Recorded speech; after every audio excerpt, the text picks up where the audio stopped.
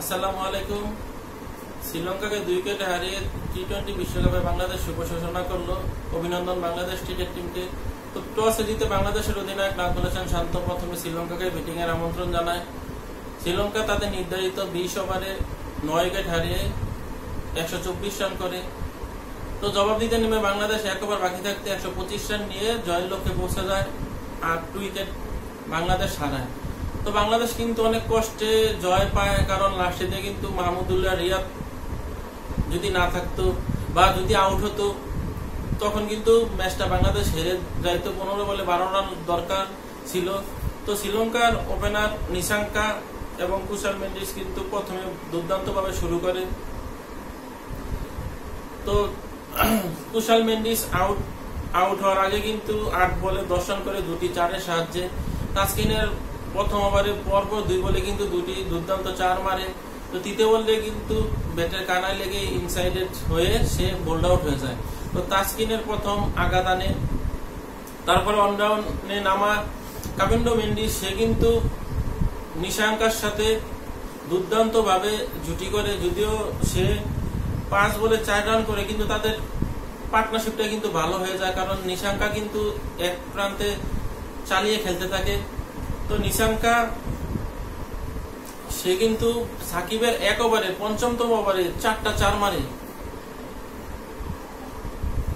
তো এই তারা কিন্তু 5 ওভার 1 বলে 48 রান করে ফেলে। তাদের কিন্তু দ্বিতীয় উইকেট পতন হয় 5 ওভার 1 বলে যে। তো ওভারে প্রায় 10 রান করে তুলতে থাকে। তারপর কামুন্ডে মেন্ডিসকে কিন্তু মুস্তাফিজুর রহমান তার প্রথম বলে শিকার বানায়। মুস্তাফিজুর প্রথম বলে কামুন্ডে মেন্ডিস শট খেলতে গিয়ে আউট হয়ে যায়। দুর্দান্ত ক্যাচ নেয় তানজিদ সাকিব কিন্তু সাকিবের দ্বিতীয় ওভারে সাকিব আল হাসানের একটা মিসফিল্ডিং করে। সেই মিসফিল্ডিং এ কিন্তু ওভার ধরতে 4টা রান আসে। অতিরিক্ত খাতা কিন্তু 5 রান হয়। তারপর সে কিন্তু একটা দুর্দান্ত ক্যাচ দেয় কামুন্ডে মেন্ডিসের। তারপর ডিসিলভা এসে কিন্তু সেই ওভারে দ্বিতীয় বলে একটা 4 মারে। মুস্তাফিজুর একটু আগ্রাসী মনোভাব নিয়ে খেলতে আসে। তারপর নিশাঙ্কা যখন আউট হয়ে যায় তখন কিন্তু ডিসিলভা একটু আস্তে ধীরে খেলতে থাকে। নিশাঙ্কার উইকেটটা মুস্তাফিজের কাটার মাস্টারের কাটারে কিন্তু ধরা পড়ে, কারণ মুস্তাফিজ দ্বিতীয় ওভারে এসে কিন্তু নিশাঙ্কার হাতে বাউন্ডারি খায়। তারপরে কিন্তু সে তার ঝলক যে কাটার দিয়ে নিশাঙ্কাকে সম্পূর্ণভাবে পরাস্ত করে। তো নিশাঙ্কার ক্যাচটা কিন্তু দুর্দান্ত ভাবে লুফে নেয় অধিনায়ক নাজমুল হাসান শান্ত। ক্যাচটা কিন্তু অনেক উপরে উঠেছিল, তো ক্যাচটা ড্রপ হয় নাই। তো বাংলাদেশ কিন্তু আজকে ভালো ফিল্ডিং করেছে, বিশেষ করে গ্রাউন্ডে যে ফিল্ডিং গুলো। তারপর আসালাঙ্কা আসে জুটি করে ডি সিলভার সাথে। আসালাঙ্কা দেখে শুনে খেলতে থাকে, ডি সিলভার দেখে শুনে খেলতে থাকে, কারণ তাদের 3 উইকেট পড়ে যাওয়ার পরে কিন্তু একটু চাপে তারা পড়ে। তো তারা স্ট্রাগল করে খেলতে থাকে, তখন কিন্তু বাংলাদেশ সুযোগটা নেয়। তো আসালাঙ্কা 21 বলে 19 রান করে কিন্তু রিশাদ হাসানের এক ডেলিভারিতে আউট হয়ে যায় ছক্কা মারতে গিয়ে। তার এই ক্যাচটা কিন্তু সাকিব আল হাসান প্রথম ধরতে পারেনি, দ্বিতীয় প্রচেষ্টায় ধরে বাউন্ডারি লাইনের প্রায় কাছাকাছি জায়গায়। তো সাকিব আল হাসান ক্যাচটা কিন্তু ড্রপ হতে পারত, প্রথম যে প্রচেষ্টা কিন্তু সে ধরতে পারেনি। তারপর আসালাঙ্কা আউট হওয়ার পরে কিন্তু অধিনায়ক হাসারাঙ্গা আসে। আমরা জানি টি-20 র্যাঙ্কিংয়ে সে 2 অবস্থান, অলরাউন্ডার কোটা। সাকিবের 222 পয়েন্ট, তারও কিন্তু 221 থেকে। সে কিন্তু আগ্রাসী মনোভাব নিয়ে খেলে। গত ম্যাচে সে দ্বিতীয় বলে কিন্তু আউট হয়ে যায় সাউথ আফ্রিকার সাথে 0 রান করে, কিন্তু এই ম্যাচে প্রথম বলে রিশাদের আউট হয়ে যায় 0 রান করে। তো তার এই ক্যাচটি কিন্তু স্লিপে থাকা লিটন কুমার দাস সুন্দরভাবে লুফে নেয়। তো রিশাদ হাসানের কিন্তু হেডট্রিক চান্স তৈরি হয় তখন। আসালাঙ্কা আউট হওয়ার পরে কিন্তু অ্যাঞ্জেলো ম্যাথিউস টাইম আউট, সেই টাইম আউটের কথা মনে হয় ওয়ানডে বিশ্বকাপে সে কিন্তু এসে তারপর সেই হেডট্রিকটা করতে দেয়নি। তো সে কিন্তু আস্তে ধীরে খেলতে থাকে। 19 বলে 16 রান করে একটি 4-এর সাহায্যে। সে কোনো ছক্কা মারতে পারেনি।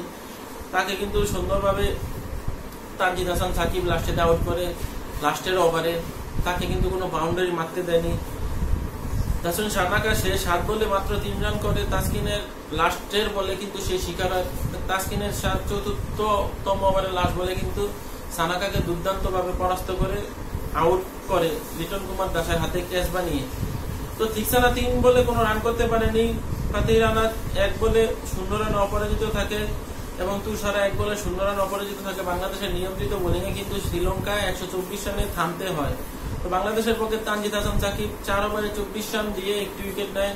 সে কিন্তু 4 ওভারে কোটা 24-25-30 কমে রান দেয়। আমরা দেখছি যুক্তরাষ্ট্রের সাথে বা যে কোনো দলের সাথে তার কিন্তু রান দেওয়ার ক্ষমতা কম, মানে এভারেজে রান সে কম দেয়, কিন্তু উইকেট যদিও কম পায়। টি-20-র মধ্যে যদি আপনি ডট বল যত বেশি খেলাতে পারেন ততই কিন্তু ভালো। তানজিদ সাকিব কিন্তু দলের জন্য সেটাই করে দেয়। সাকিব আল হাসান কিন্তু প্রথম 2 ওভারে 24 রান দিয়ে ফেলে, তারপর কিন্তু সে তৃতীয় ওভারে 6 রান দেয়। তাকে আর কিন্তু অধিনায়ক নাজমুল হোসেন শান্ত ওভার করেনি, কারণ লাস্টে কিন্তু পেস বলার আমাদের যে মূলত পেস বলার 3 জনের 3 ওভার বাকি ছিল। তো মাঝখান দিয়ে কিন্তু মাহমুদুল্লাহ রিয়াদ 1 ওভার করে 4 রান দেয়, তখন কিন্তু সাকিবের আর লাস্টে ওভার করার প্রয়োজন হয় না। তাসকিনে আহমেদ 4 ওভারে 25 রান দিয়ে 2টি উইকেট নেয়। মূল্যবান প্রথম ব্রেক থ্রোটা কিন্তু তাসকিনে আনে, আর সে প্রথম 2 বলে কিন্তু পরপর 2টা 4 খায়। তারপর সে লাস্টে 22 বলে মাত্র 17 রান দেয়। তো প্রথম 2টা 4 বাদ দিলে কিন্তু তাসকিন ভালো বল করেছে, কারণ প্রথম বলটা ইনজুরি থেকে এসে কিন্তু সে ভালো করতে পারেনি। প্রথম 2 বলে 2টা টানা 4 খায়। মুস্তাফিজুর রহমান সবচেয়ে ভালো বোলিং ছিল বাংলাদেশের, বিশেষ করে প্রথম উইকেট, তৃতীয় উইকেটটা কিন্তু সে আনে। কিন্তু রিশাদ হাসান কিন্তু man of the match, turning পয়েন্টের যেই বাংলাদেশকে ম্যাচে ফিরায় রিশাদ পরপর 2 বলে 2টি উইকেট নিয়ে, সেটার জন্য কিন্তু রিশাদ বিশেষ করে ম্যান অফ দ্য ম্যাচ নির্বাচিত হয়। আর সে কিন্তু লাস্টের 2 ওভারে মাত্র 6 রান দেয়। প্রথম 2 ওভারে কিন্তু রিশাদ 16 রান দেয়, কোনো উইকেট পায় না। তো পরের স্পেলে 2 ওভার করতে এসে কিন্তু মাত্র 6 রান দিয়ে 3টি উইকেট নেয়। এই জন্য মূলত সে ম্যান অফ দ্য ম্যাচ হয়েছে, না হলে কিন্তু মুস্তাফিজ হতে পারত। তার থেকে কিন্তু মুস্তাফিজ রান ইকোনমিক্যাল কম ছিল, কম রান দিয়েছে। রিশাদ 4 ওভারে দিয়েছে 22, মুস্তাফিজ দিয়েছে 17। দুজনে কিন্তু 3টি করে উইকেট নিয়েছে, তাও কিন্তু রিশাদকে ম্যান অফ দ্য ম্যাচ দিতে হয়েছে, কারণ রিশাদ কিন্তু টার্নিং পয়েন্ট বা যে ব্রেক থ্রু করে এনেছে অধিনায়ক হাসালাঙ্কা বা আচালাঙ্কাকে পরপর 2 বলে, তখন কিন্তু বাংলাদেশ ম্যাচে ফিরে, নাইলে কিন্তু শ্রীলঙ্কার এই রানটা আরো বেশি হয়। তো বাংলাদেশ তারপর ব্যাট করতে নেমে সৌম্য সরকার যে আমাদেরকে বা লিটন কুমার দাস আজকে কিন্তু স্ট্রাগল করে ভালো খেলেছে। সৌম্য সরকার আমাদেরকে খাতের কিনারায় ফালিয়ে দেয়। প্রথম 2 বলে সে 0 রান করে আউট হয়। তারপর আমাদের তানজিদ হাসান তামিম নবাগত বলবো তাকে, সে যদিও এখন টি-20-র মধ্যে বেশি অভিজ্ঞ না, সৌম্য সরকার আউট হয়ে পাবে। সেও কিন্তু আগ্রাসী স্টাম্প ছেড়ে কাভারের দিকে শট খেলতে যেয়ে কিন্তু তুষারার বলে পরিষ্কার বোল্ড হয়। তুষারা কিন্তু কিছুদিন আগে বাংলাদেশের সাথে 5টি উইকেট নেয় টি-20 সিরিজের মধ্যে। তো তাকে কিন্তু একটু দেখে শুনে ধীরে আস্তে খেলানো দরকার ছিল, যেহেতু আমরা আগে ব্যাটিং করি না, আমরা টার্গেটে খেলছি। টার্গেটটা আহামরি না, 125 রান মাত্র। আমরা এমনি আগ্রাসী খেলার কোনো দরকার ছিল না। তারপর লিটন কুমার দাস অধিনায়ক শান্তকে নিয়ে জুটি করে, তো শান্ত 13 বলে মাত্র 7 রান করে আউট হয়ে যায়। তো আমরা যদি জাকির আলী অনিককে খেলালাম না, শ্রীলঙ্কার সাথে কিন্তু জাকির আলী অনিক একটা 68 রানের ইনিংস খেলেছিল বাংলাদেশ শ্রীলঙ্কার ম্যাচে 200 প্লাসের সেই ম্যাচটা জাকির আলী অনিক কিন্তু প্রায় জিতেই ফেলেছিল। তো এরকম একটা ব্যাটসম্যানকে আমরা না নিয়ে আমরা টপ অর্ডার 4টা ব্যাটসম্যান নিলাম। তো তহিদ হৃদয় 2 ডাউনের জায়গাটা কিন্তু আমরা মেরে দিলাম। তো তহিদ হৃদয়ের জন্য কিন্তু পঞ্চম ব্যাটিং হিসাবে নামতে হয়। তো অধিনায়ক নাজমুল বা সৌম্য সরকার, লিটন যে কোনো 2 জনকে কিন্তু খেলানো উচিত ছিল আমি মনে করি। তারপর জাকির আলী অনিককে খেলানো দরকার ছিল। তো বাংলাদেশ টিম ম্যানেজমেন্ট কি বুঝে সিদ্ধান্ত নেয় তারাই ভালো বোঝে, কারণ আমাদের যারা ওপেনার, আমরা যদি 4টা ওপেনার খেলাই, তহিদ হৃদয় কিন্তু বিপিএল ওয়ানডাউনে খেলেছে, তাহলে সে কিন্তু ওপেনারের মতো, সাকিবও কিন্তু টপ অর্ডারের batsman. Middle order lower order বলতে কিন্তু আমাদের কিছু থাকে না। আজকেও কিন্তু আমরা মাহমুদুল্লাহ লোয়ার অর্ডার বা মিডল অর্ডার যাই বলি, সে না থাকলে কিন্তু আজকের ম্যাচটা আমরা হারতে পারতাম, প্রায় খাদের কিনারায় চলে গিয়েছিল। তারপর তহিদ হৃদয় এসে কিন্তু তার যে স্বাভাবিক খেলা 20 বলে 40 রান করে, সে যদি ওয়ানডাউনে নামতো আমার মনে হয় 20 বলে 60 রান করতো। এত চাপের মুহূর্তে কিন্তু সে 20 বলে 40 রান করে, প্রথম একটি 4 মারে, তারপরে কিন্তু সে 4টা ছক্কায় মারে। বিশেষ করে অধিনায়ক হাসারাঙ্গাকে পরপর 3 বলে 3টি বিশাল ছক্কা হাঁকিয়ে কিন্তু বাংলাদেশকে ম্যাচের মধ্যে একবারে ভালোভাবে তহিদ হৃদয় ফিরায়।